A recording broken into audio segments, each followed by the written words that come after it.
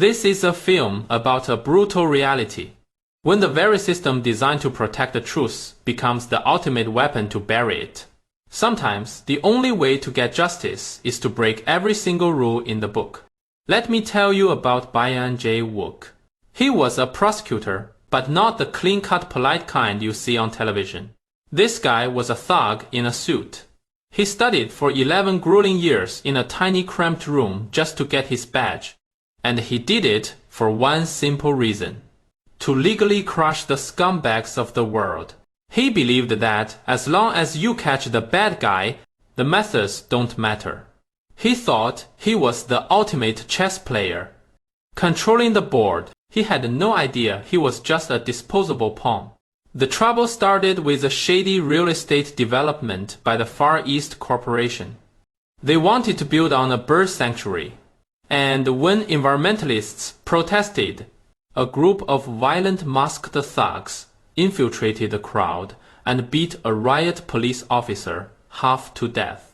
The public was outraged, but J. Wook took one look at the case and knew it was a setup. The corporation hired the thugs to frame the protesters. He dragged one of the arrested thugs, a tattooed street punk, into his interrogation room. The punk, who probably couldn't even spell his own name, suddenly started reciting a textbook paragraph about migratory birds flying from Russia for 15 days without eating or resting. It was clearly a rehearsed script. J. Wook laughed. He knew he had them, but he didn't realize how deep the rot went. His own boss, Deputy Chief Prosecutor, O. John Gill, was on the corporation's payroll. He told J. Wook to drop the case. J. Wook, being the stubborn bulldog he was, refused. The next morning, the punk was found dead in J. Wook's interrogation room. The kicker, the punk's life-saving inhaler had vanished. And worse, J. Wook himself had turned off the security cameras the night before. Suddenly, the violent prosecutor was the prime suspect for murder. The media tore him apart. His boss, O. John Gill, visited him in his cell with a sympathetic face. He promised J. Wook that if he simply admitted to accidental manslaughter, he would pull some strings, claim self-defense, and get him probation. Out of absolute trust in his mentor, J. Wook stood in the courtroom and took the blame. The judge slammed the gavel. 15 years in prison. You could see the realization hit J. Wook like a freight train. That was his descent into hell. But it was also the exact second he truly woke up. They threw him into a prison filled to the brim with the exact same criminals he had personally locked away. Imagine that. The arrogant prosecutor, now wearing a blue jumpsuit, walking into a yard full of men who wanted him dead. His first day was a nightmare. He was beaten until he couldn't stand. The physical pain was nothing compared to the mental torture. But then, a tiny window of opportunity cracked open. A prison guard was panicking over a complicated real estate lawsuit. J. Wook, covered in bruises, sitting in the corner of a room, calmly offered his help. For the price of a yogurt and a bowl of black bean noodles, he completely turned the guard's case around and saved him a fortune. Word spread like wildfire. The guards realized that they had a top-tier legal consultant sitting in their cells for free. J. Wook started handling their divorces, their property disputes, even helping the warden with complex legal documents. Fast forward 5 years. The prison yard had completely changed. J. Wook wasn't a punching bag anymore. He was the undisputed king of the prison. He had his own private cell, ate fried chicken whenever he wanted, and the guards were essentially his personal bodyguards. He spent those 5 years like a spider in a dark corner, spinning a massive web of connections, just waiting for the right prey to fall into his trap. He needed someone to be his hands and feet on the outside. Enter Han Chi-won, a ridiculously handsome, impossibly smooth talking con artist. This guy could sell ice to an Eskimo, even from inside the prison. Wealthy women he had scammed were still visiting him, absolutely devoted to him. One afternoon, Han was casually bragging to the other inmates, trying to sound smart. He started reciting a random fact about migratory birds flying from Russia for 15 days without resting. Jae-wook froze. It was the exact same awkwardly memorized script the dead punk had recited 5 years ago. He snapped. He charged across the yard, grabbed the pretty boy by the collar, and slammed him into a wall. Han thought he was dealing with a lunatic, but Jae-wook realized this slippery little liar was the key he had been waiting for. He brought Han to his private cell. He fed him fried chicken, a luxury unimaginable for a regular inmate. Under the pressure of Jae-wook's intense gaze and the lure of good food, Han confessed, 5 years ago, he took a quick cash job as an extra for the Far East Corporation. They locked a bunch of guys in a room, made them memorize lines about birds, and then sent them out to attack the police. Han remembered there was a guy with them who constantly used an asthma inhaler, the guy who died. Han also admitted he got scared, ran away from the riot, and took a selfie at the staging area before bolting. That was it, the final piece of the puzzle. But the irony is almost painful.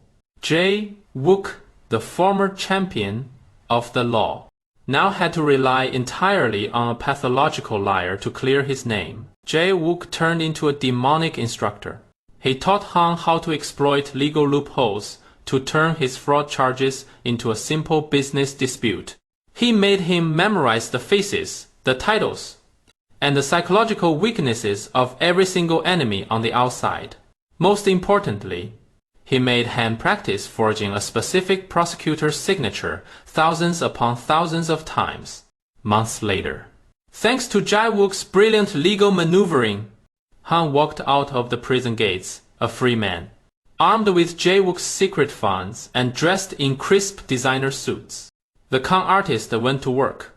His first target was the fat guy who organized the fake riot 5 years ago. The guy was now broke and discarded. Han used his natural scammer charm, pretended to be an old friend, and got him drunk. After a few bottles, the fat guy spilled everything. He admitted the dead guy had severe asthma and that he was paid to lie about his health. Han had a secret recording pen hidden in his jacket, capturing every single word. The recording was smuggled back into the prison. Armed with this hard evidence, Jae-wook officially filed for retrial. The news hit the outside world like a bomb. Oh, Jong-gil, the corrupt former boss, was now running for a seat in the National Assembly. A scandal like this would ruin him. He immediately ordered his fixers to silence everyone. The fat guy was beaten within an inch of his life and thrown into a hospital. When Han saw the bloody bandaged mess, the cowardly con man panicked. He called Jae-wook, said he was out, and prepared to run away with his girlfriend. But Jae-wook was 10 steps ahead. If he could get Han out, he could get him caught. A group of thugs intercepted Han, beat him up, and gave him a clear message. You either run and get killed by O's people, or you stick to the plan and we take him down together. Han had no choice but to stay. Jae-wook then ordered Han to empty his bank account. They needed to buy a conscience. Section Chief Kan, Jae-wook's former subordinate, was the one who hid the asthma inhaler on O's orders 5 years ago. But Kan hadn't been rewarded. He was kicked out of the prosecutor's office drowning in debt, and treated like garbage by O. Han approached Kan, and Kan set up a meeting with O demanding harsh money. O, desperate to keep things quiet before the election, handed over the cash. What O didn't know was that Kan was wearing a wire. Meanwhile, Han infiltrated O's political campaign. He joined the cheerleading squad, dancing wildly in the front row, catching O's attention. He even managed to get a smiling photograph with the corrupt politician. He used his good looks to seduce the campaign's female accountant, sneaking into her room while she slept to photograph the secret ledgers showing illegal political donations from the Far East Corporation. It's hilarious but deeply cynical. A professional fraudster blending perfectly into the political elite, proving that, in those circles, no one cares about integrity, they only care about how well you act. With the ledgers and the photo in hand, the media war began. But to actually start the retrial, they needed the judge's approval, which required a specific prosecutor's signature. The prosecutor in charge was Yang Min-ho, a vainglory, seeking fool who used to be O's lapdog. Jae-wook knew exactly how to play him. Han put on a tailored suit, forged a prosecutor's badge, and crashed a high society networking party. He charmed the room, making Yang incredibly jealous. Then Han approached Yang, playing the respectful junior, and subtly hinted that he had dirt on Oh Jong-gil. He fed Yang's ego, making him think he was helping him avoid a scandal. The next day, Han confidently strolled into the prosecutor's office, waited until Yang left the room, slipped the retrial application onto his desk, and flawlessly executed the forged signature he had practiced 1,000,000 times. When the court approved the retrial, Oh Jong-gil nearly had a stroke. He summoned Yang and threw a boiling water kettle at him. The confrontation between Oh and Yang is a masterclass in psychological warfare. Jae-wook manipulated their vanity and their fear, turning Oh's own loyal dog against him. In a desperate panic, Oh used his political influence to have Jae-wook's prison cell raided. They threw him in solitary confinement. Oh even visited the prison late at night, offering Jae-wook a pardon if he simply dropped the case. Jae-wook just stared at him with ice cold eyes. 5 years ago, he fell for those exact lies. He wasn't going to stumble into the same trap twice. The day of the retrial finally arrived. The courthouse was swarming with reporters. Inside the gallery was packed, but the defendant's seat was empty. On his way to the transport van, Jae-wook was ambushed. An inmate, secretly paid off by Oh, lunged at him with a sharpened toothbrush handle, stabbing him deep in the abdomen. Blood soaked his prison uniform as he collapsed on the floor. In the courtroom, the clock was ticking. The judge looked at his watch, shook his head, and raised his gavel to postpone the trial. If it was delayed, Oh would have all the time in the world to destroy the evidence and silence the witnesses. Jae-wook's 5 years of planning would evaporate. Just as the gavel was about to strike, the heavy wooden doors swung open. Jae-wook, pale and clutching his bleeding stomach, stumbled into the courtroom. He apologized for being late. The trial commenced.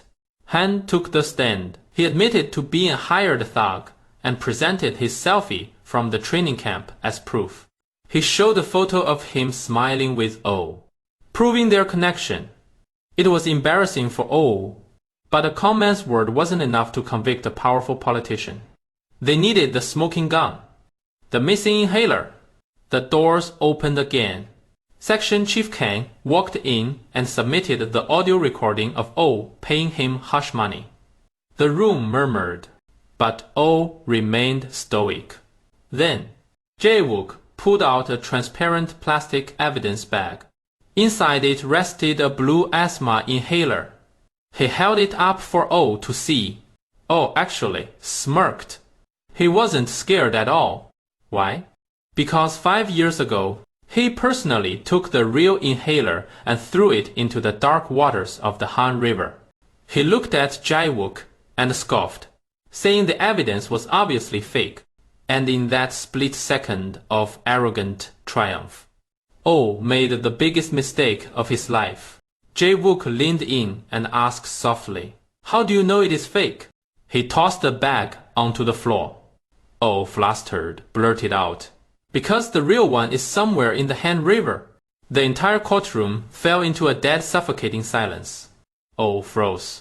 The realization washed over his face. Only the real killer would know exactly where the murder weapon was hidden. He had just publicly confessed. By trying to expose Jae-wook's bluff, he had exposed his own guilt. The inhaler in the bag was indeed a fake.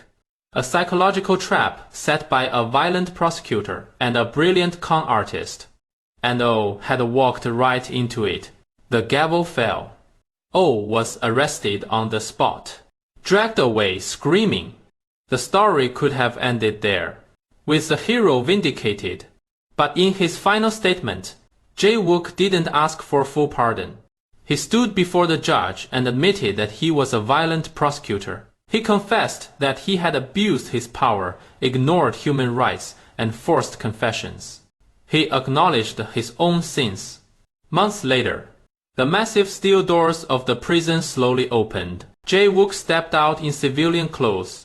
He took a deep breath of the free air. He was no longer the rage-filled enforcer of the law. Han was waiting for him, holding out a block of white tofu, a Korean tradition symbolizing a clean new start. It's a story that leaves you with a chilling thought. In a world where the system is corrupted by power, the only people who managed to drag the truth into the light were a pathological liar and a prosecutor who routinely broke the law. They forged signatures, secretly recorded conversations, and used fake evidence. Every step they took crossed a legal line. Yet, in that specific darkness, those dirty tricks were the only matches that could start a fire.